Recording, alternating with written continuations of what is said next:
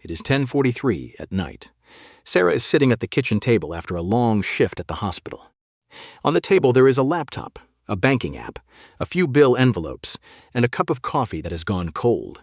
Last month, her electric bill was about $180. This month it jumped to over $300. She did not buy a new appliance. She did not set the air conditioning any lower. The thermostat is still at 78 degrees. The kids are still being told to turn the lights off. The dryer is still treated like a luxury item during peak hours. But the bill still showed up looking less like electricity and more like a car payment. The first thing Sarah thinks is not, the power company must have made a mistake. She thinks, what did I do wrong? For a normal American family, the electric bill is not Netflix.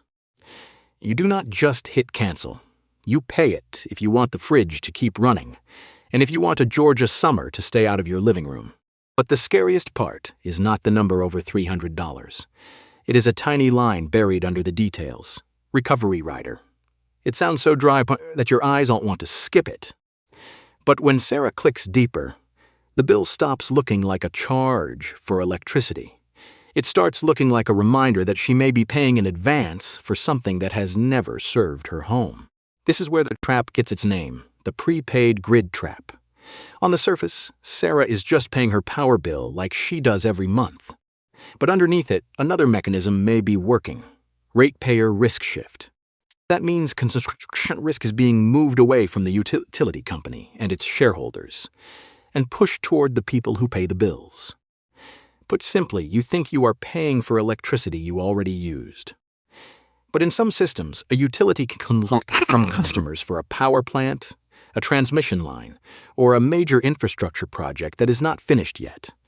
It has not powered your home. It may still be sitting on paper, but some of your money has already gone ahead of you, like a construction loan you never signed. Here is the twist. The power company is not only selling electricity to you. In some cases, it can use your bill like a construction loan. If the project works, they keep the asset. If the project runs over budget, falls behind schedule, or fails, the risk can still come back to you as one small line on a monthly bill. So before we talk about power plants, AI, or billion-dollar grid projects, we have to go back to Sarah's PDF bill, because the trap begins with a line most people are trained to ignore. Sarah scrolls down to the bill breakdown. Not the front page with a big number. That page only makes her panic. She opens the details where everything is broken into harmless-sounding lines. Energy used, base charge, fuel cost, riders, recovery charges. This is the kind of language that makes normal people look for 3 seconds and give up. It does not sound like a warning. It sounds like paperwork noise. Then she stops at a longer line. Nuclear construction cost recovery rider. Not electricity she used, not extra air conditioning. A charge recovering construction costs. And right there, the bill changes color. Sometimes the scariest part of a bill is not the bold number at the top. It is the small line written in a way that teaches you not to ask what it means. A rider is basically an extra charge attached to a bill. There can be riders for fuel, riders for storms, riders for grid upgrades.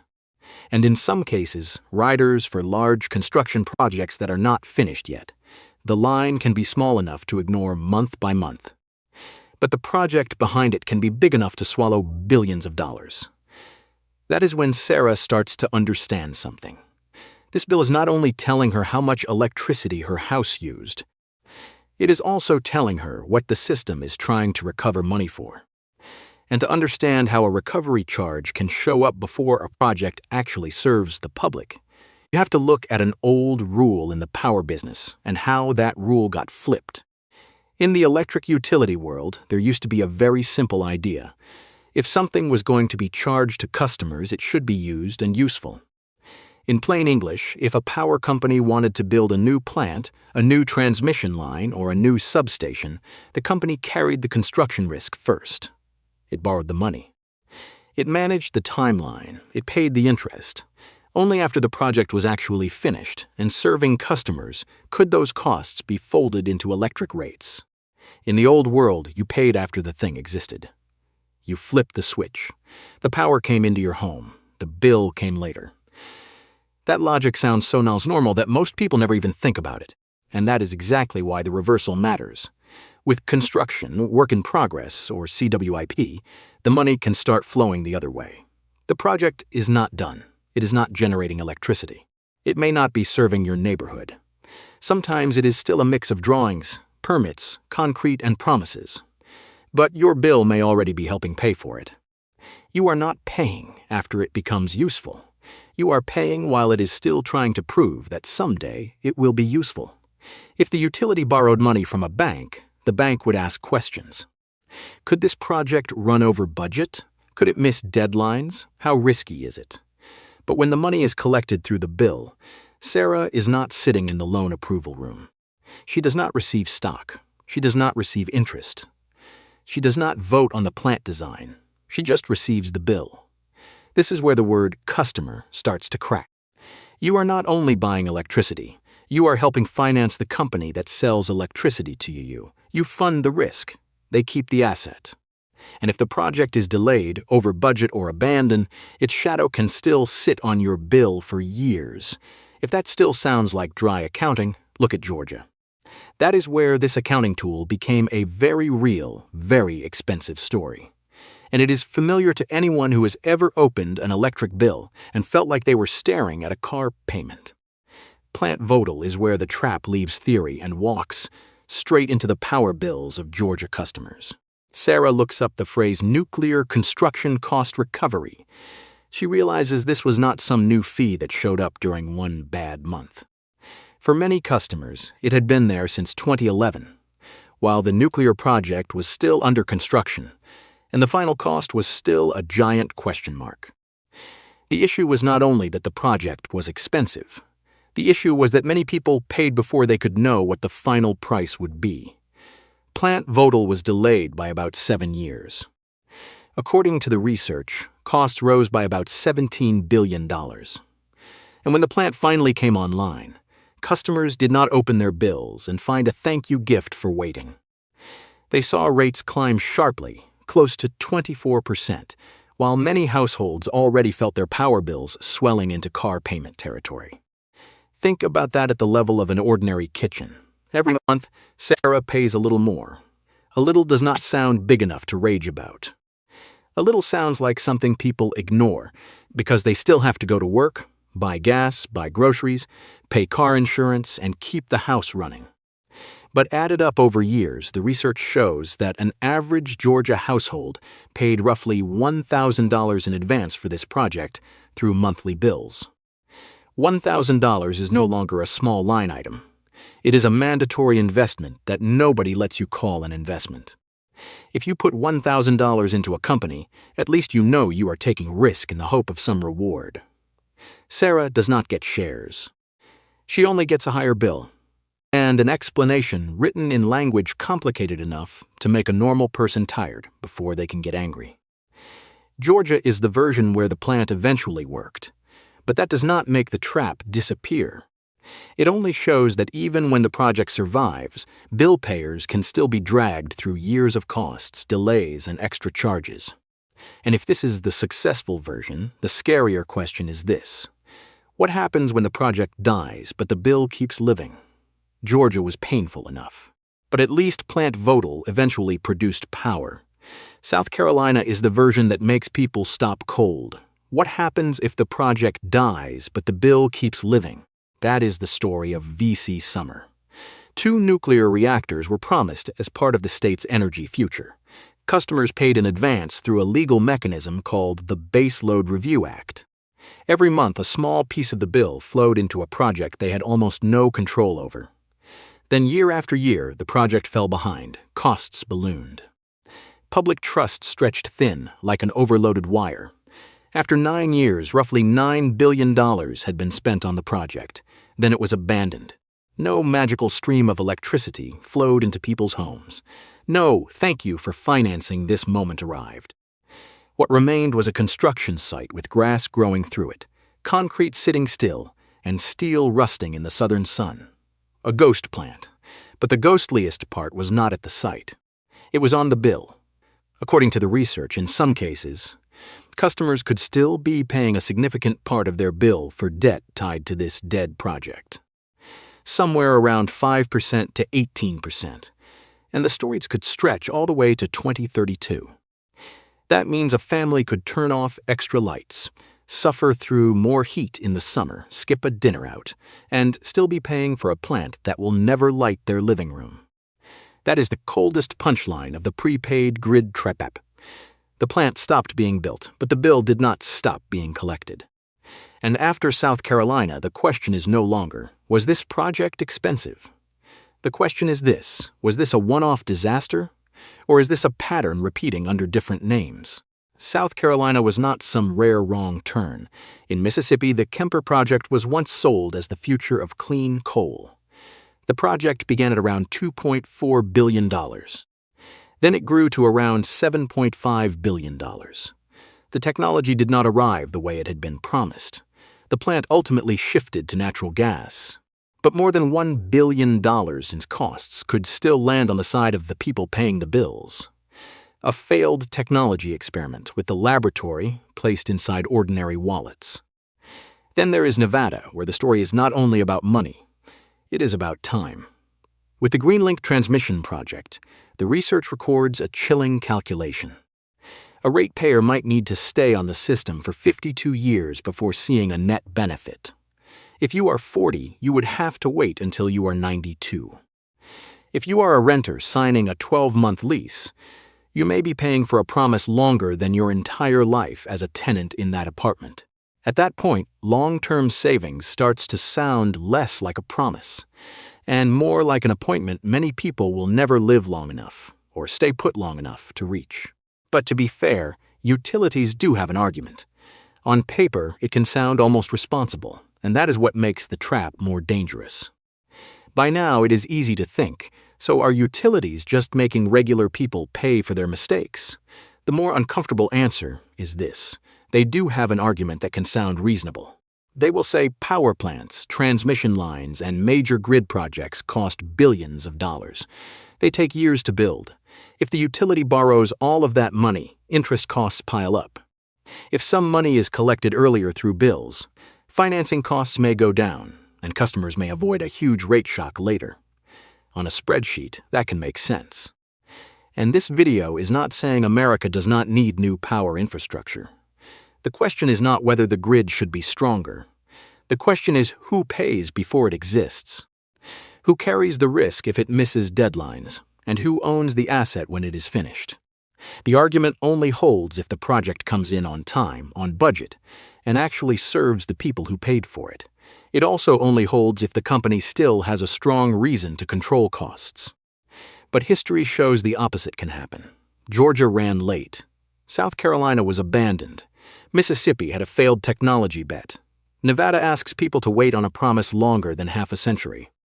The way utilities explain it can sound like a mortgage. Pay earlier today to reduce interest tomorrow. But when you pay down the principal on your house, you own the house. When you pay CWIP through an electric bill, the company owns the plant. You do not get shares, you do not get interest, you do not get the keys. You just get another bill next month.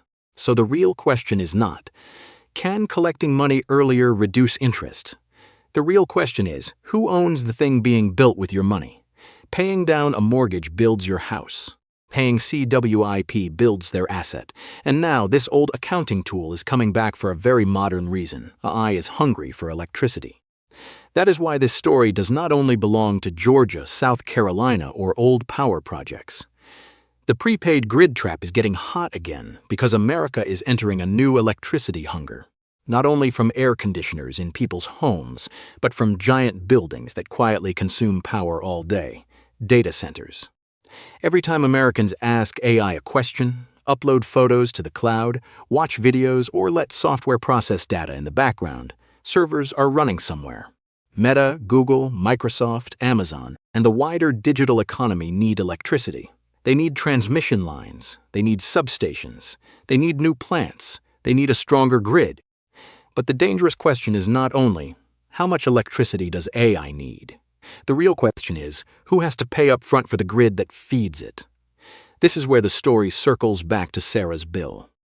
In Missouri, the research notes that Senate Bill 4 reversed a decades-old ban on CWIP in the context of new electricity demand linked to data centers, including major projects connected to companies like Meta.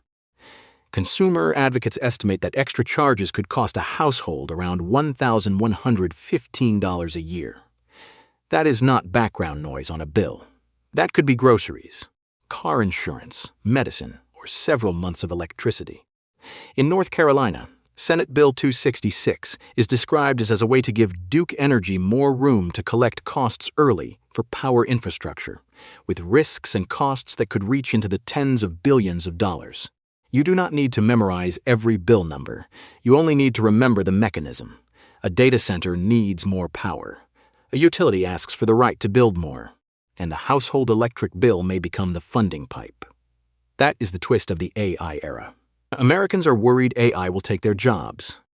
But before AI takes a job, the infrastructure behind AI may already be taking money through the electric bill. You did not click subscribe for a data center. You did not put a server farm in your garage. But if construction costs are added to bills before the benefits come back to you, a data center can still show up at your dinner table as a line item. And this is why the emotional pain of an electric bill matters. Most people blame the thermostat before they blame the law book. But if the bill is rising because construction risk is being shifted onto the public, the problem is no longer just inside Sarah's living room. It is inside a system that has learned how to turn someone else's future into this month's charge. This is the part of the trap that hits harder than a statistic. When the electric bill goes up, most people do not first suspect the system. They suspect themselves. They look at the thermostat. They remember the night the air conditioning ran longer. They wonder if they are not frugal enough, not disciplined enough, not good enough at surviving this economy. But if the bill goes up because you truly used more electricity, that is one conversation. If the bill goes up because a monopoly utility is allowed to shift construction risk onto bill payers, that is a completely different conversation. The trap is not that you forgot to turn off a kitchen light. The trap is that you may be paying for a plant, a transmission line, or an infrastructure promise that you do not own. For a retiree living on a fixed income, every higher bill bites into a budget that does not magically grow. For a small business, it can scrape another layer off an already thin margin. For renters, it can feel even more absurd. A 12-month lease should not be funding a 52-year promise. Sarah does what many people would do. She calls the utility and asks why the bill went up. The person on the other end does not yell. They do not threaten her. They simply say, politely, that it is an approved recovery rider, a legal line, an approved charge, something that sounds so official you almost feel wrong for questioning it, and that is the quietest kind of pressure. You cannot switch power companies the way you switch phone plans. You cannot unsubscribe from electricity. You cannot haggle with a regulator-approved charge like you are at a garage sale. You can pay or you can live in the dark. So no, the trap is not that Sarah ran the air conditioning too long. The trap is that she may be paying for an asset she does not own, through a bill she cannot refuse. Once you see that, the question is no longer, what else can I turn off? The new question is, what is this bill really making me finance? The usual advice would tell Sarah to turn off more lights, set the air conditioning higher, and use less electricity. Those things help if the problem is usage, but they do not explain every line on the bill. If the trap sits inside a rider, a recovery charge, a surcharge, or a construction recovery line, the first question is not, what else can I cut? The first question is, what is this charge collecting money for? The most practical first step is not becoming an expert in utility regulation. The first step is a very small bill autopsy. Open the PDF bill. Do not only look at the total, scroll down to the details. Look for words like rider, recovery, surcharge, infrastructure, construction, grid upgrade. If a line sounds like it was written for you to skip it, copy the exact phrase. Then search it together with the name of your utility and your state. Then look for who approved it. In many states, that trail may lead to a public service commission, a public utilities commission, the state legislature, or a consumer advocate office. That is not distant politics. That is where a line item can be allowed to sit on your kitchen table next month. This does not promise to lower your bill by $20 tomorrow. But it helps you take back the first thing the trap wants to take away: visibility. You cannot fight a charge you cannot name, and the most dangerous charges are not always the largest ones. Sometimes they are the small lines that teach you not to look too closely. Let's come back to Sarah for 1 second. She started this video with a very normal question. Why is my electric bill so high this month? But by the end, that question is no longer small. It is not only about the thermostat, the air conditioning, or one light left on. It is about how a household bill can become a place where the system hides risks that ordinary people never agreed to carry. That is the most frightening part of the prepaid grid trap. It does not need to look like an investment. It only needs to appear as a legal line item, small enough to ignore, complicated enough to avoid reading, persistent enough that after years you realize you helped finance a future someone else owns. The old electric bill was a receipt. The new electric bill may be a funding contract you never signed. The final question is no longer, what did I use? The question is, who is using my money to build their future? But future costs do not only hide inside your utility bill. The next video goes into something Americans still trust as more stable: housing. A condo buyer thinks the mortgage is the price of ownership. Then one day the condo board sends a letter, $30,000. And suddenly, the home no longer has just one price, because sometimes the mortgage is not the final price, it is only the ticket in. If one letter can add $30,000 to the dream of homeownership, do you really know what you bought?